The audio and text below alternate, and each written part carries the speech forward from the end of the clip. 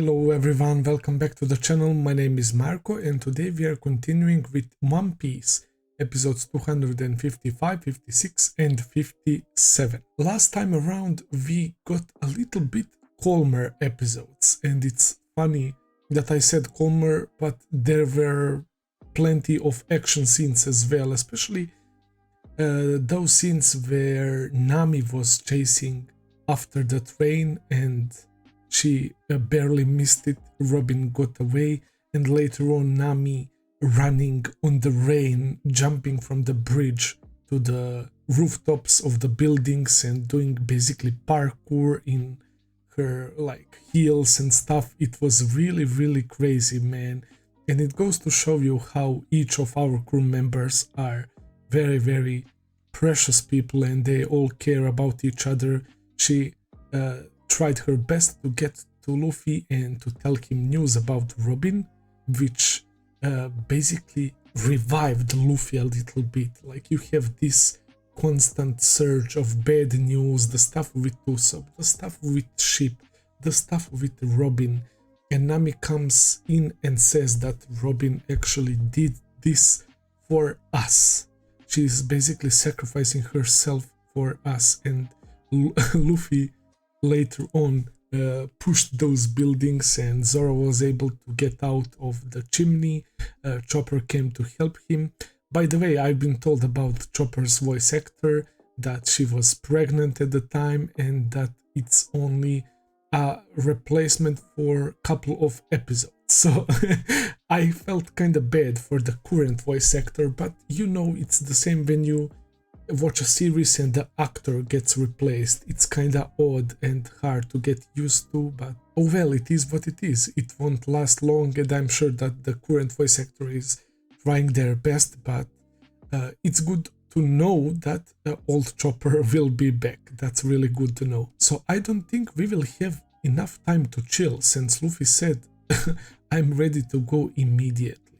I was talking about how maybe Mary might still be operational somewhat. We didn't quite get to see did Mary get destroyed or not, but they showed those like ship's parts, so I'm not quite sure what to think about that.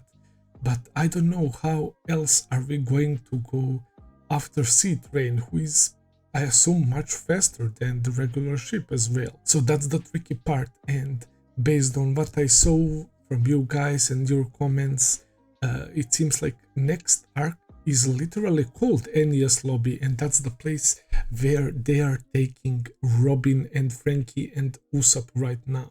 So I assume we are going there, and I can't wait to see how will things play out. So yeah, we saw the guy Spandam, really despicable guy.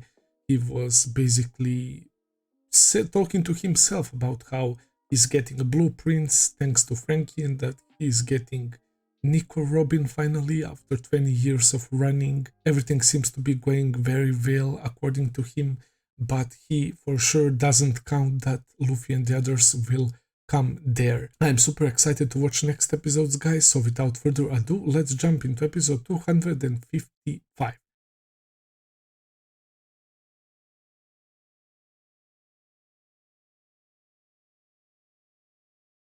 Another amazing set of episodes, which is at this point no surprise at all when it comes to Water 7.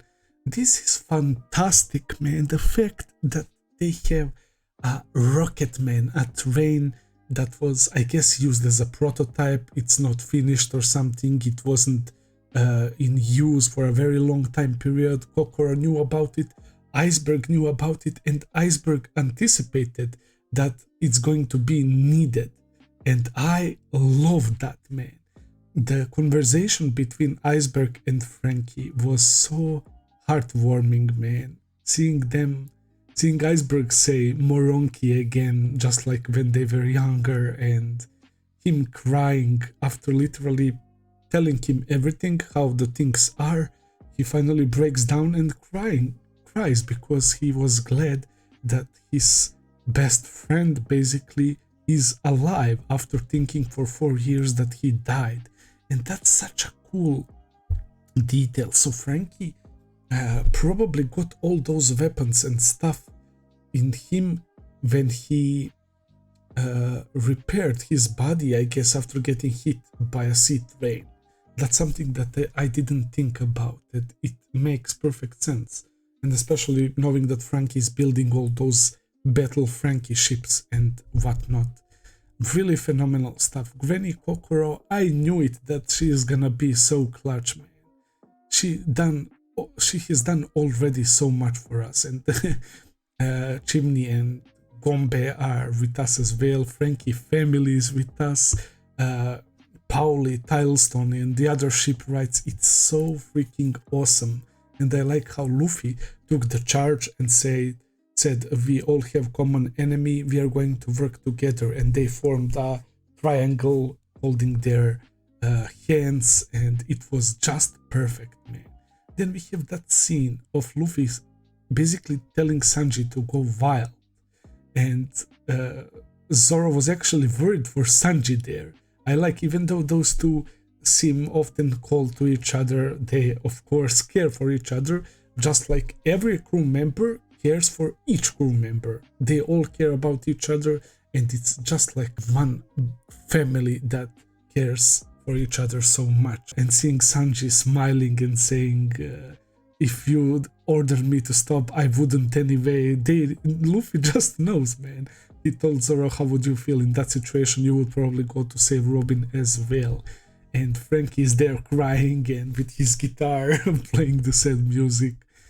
He's a fantastic character as well. And we have Usopp, who is listening all of this with his face down, him being serious, thinking about how can I even show my face in front of Luffy and other crew members after what I did. Like, he feels ashamed of what he did and doesn't want to show his face, and he basically says, I'm not a straw hat anymore, I'm out, I'm going. Franky's like, where are you going, bro? We are on a train that is heading for Ines Lobby, and a little bit after that we see someone shooting metallic star, and it's Usopp with a mask. Says that he's calling himself Sogeking right now.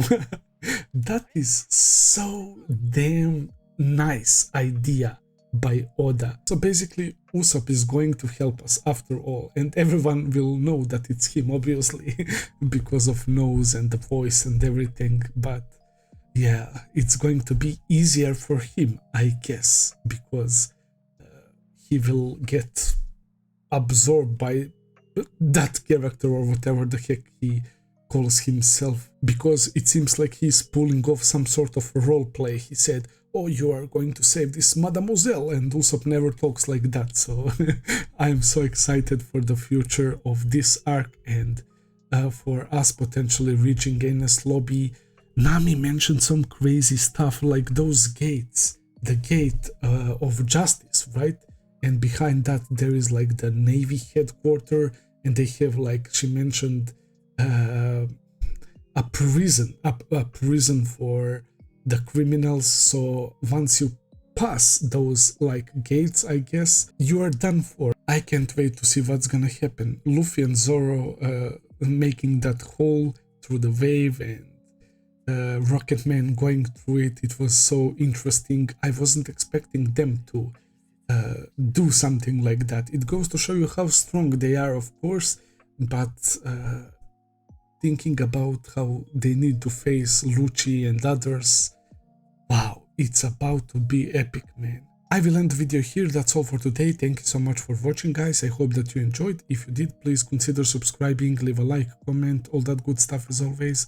Check out my Patreon page if you want to see full and early reactions. I will be seeing you very soon with another video. Until then, take care and have a nice day. See ya, guys.